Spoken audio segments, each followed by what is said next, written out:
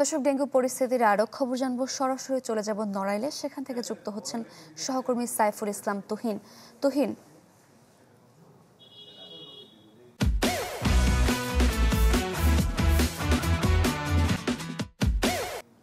Sarika, নড়াইলে dengue পরিস্থিতি হচ্ছে আজকে পর্যন্ত মানে হাসপাতালগুলোতে ভর্তি আছে 6 জন। গত 24 ঘন্টায় ভর্তি হয়েছে 3 জন ডেঙ্গু আক্রান্ত শনাক্ত রোগী।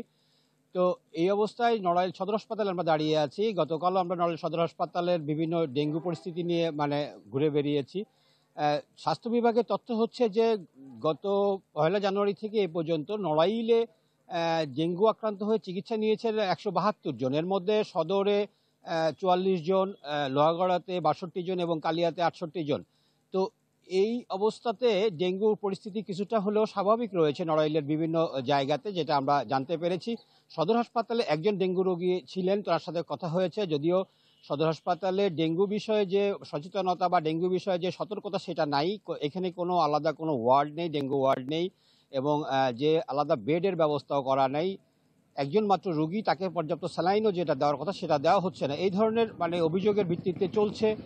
আমরা যেটা জানতে পেরেছি যে কেন এই যে ডেঙ্গুর পরিস্থিতি স্বাভাবিক রয়েছে বা নিচের দিকে রয়েছে, হাসপাতালের যে আরএমও উনি আমাদেরকে জানিয়েছেন যে সুজল বক্সি ডক্টর, উনি জানিয়েছেন যে এখন পর্যায়ক্রমে প্রতিদিনই বৃষ্টি হচ্ছে, বর্ষার কারণে হচ্ছে এখানে হয়তো যে এডিস মশার যে লার্ভা সেটা বা এডিস মশার প্রজননটা বিঘ্নিত হচ্ছে, এরকম কথা বলেছেন।